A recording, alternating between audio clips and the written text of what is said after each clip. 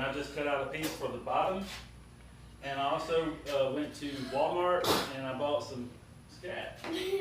I bought some, and I found that the middle one is the one I'm going to use in the bottom of the tub, and it's just to keep the worms from getting out.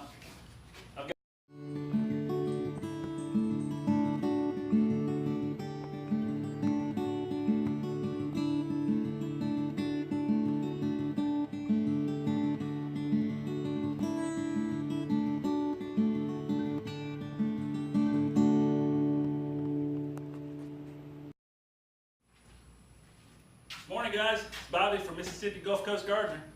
I don't know if you remember that mud sink I bought the other day, but here it is. I got several supplies here. We're going to make a worm bin out of it, and I'm going to show you how. So this is just a basic mud sink.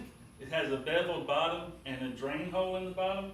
So the first things I want to do is secure the bottom from letting the worms escape and make a lid. So to secure the bottom, I have some screen that I cut to fit the shape of the bottom. This screen is just left over from building our screened in back porch. I didn't build it, it was here when we got here, but the big roll of screen was left, so I saved it. Also, I have these drain strainers that I got. It was a 3-pack at Walmart for about $1.50, and this one fits perfectly. And next for the lid, we're just going to use basic plywood that I'm going to cut to fit. I'll show you how to do that. And these are very large hinges, but that's what I had available. I don't want to buy anything if I don't have to. We're going to use these hinges and make a lid that we can raise and close. So as you can see, this sink is well used, but I don't know of any worms that would really complain about it and move out. I've taken the liberty to go ahead and cut this screen so that it would fit. Doesn't have to be perfect. And we're going to take this drain and we're going to stick it in there. It fits just perfect. And then we're going to take the razor blade or box cutter, cut an X into the screen. We can open that up a little bit if we want to. Doesn't really matter, but I just want any liquids to drain out, but the worms can't escape. That's the point. Okay, so next we're going to actually measure out our plywood. Now my mud sink measures 23 by 23. So I've decided to cut the wood 24 by 24. And that's just to allow for a little bit of overhang, just to prevent water from getting in there.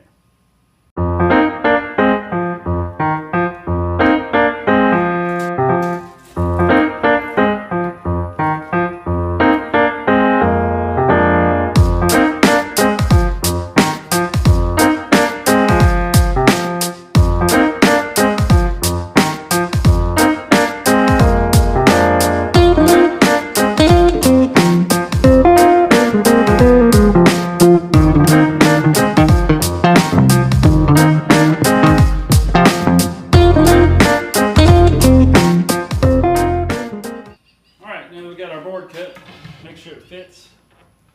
It fits on there just perfectly. I got a little lip on each side. Next, what we're going to do is measure and cut across. All right, so like I said, it's 23 inches from lip to lip,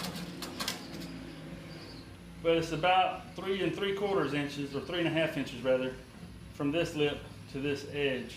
So we're going to cut 3 inches.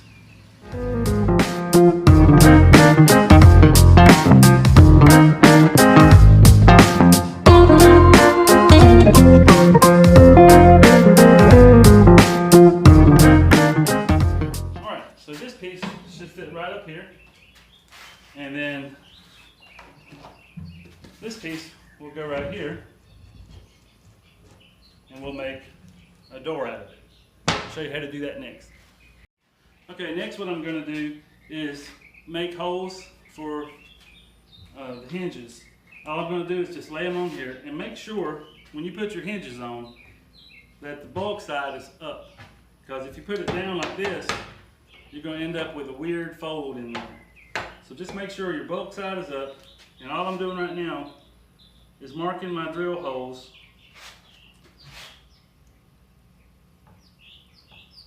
for the back of my hinges. Okay, next what I'm going to do is drill my holes. I'm going to drill through this wood and through the sink. The first hole is going to be 1/4 inch because one of my bolts is 1/4 inch. However, I'm going to have to change drill bits to a smaller bit because I'm using what I've got on hand. I'm not going and buying anything extra. So here we go. We're just going to pick the one hole to do the 1/4 inch with.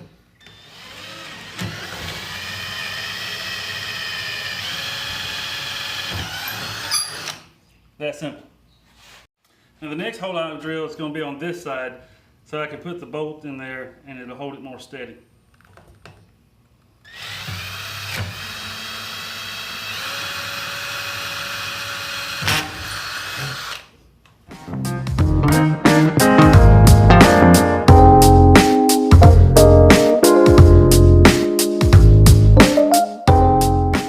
Okay, so I got my holes drilled. I'm just going to line these up. I'm going to drop the bolts down in there.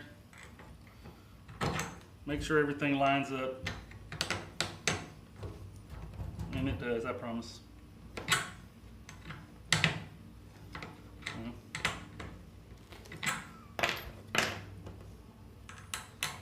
You know, try a different screw if it don't fit, right? Here, there we go. I'm telling you, I'm not a master carpenter. And then finally what I'm going to do is throw a washer on the bottom and then a nut, and that's how I'm going to secure those. Okay, next I'm just going to put some wood screws in here. And like I said, I'm not a carpenter, so see what I mean?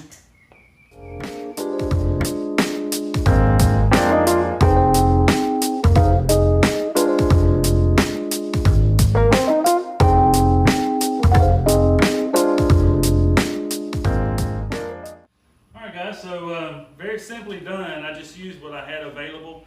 One thing I do realize is that when I put these screws in, of course they're going to come through this thin plywood, but that's not a problem to me. I mean, the worms are not going to be coming up and poking themselves, and they're way in the back. So you can see here. I may take a saw and cut those off, I don't know. It doesn't really matter to me. What matters to me is that we have a functioning lid so that water doesn't get down in here and just drown everything. Okay folks, that about wraps up today's video. I do want to point out that I had to go to Home Depot for a couple of things, so I went ahead and picked up a little handle. Cost me a couple of bucks. Nice and convenient for opening and closing the lid.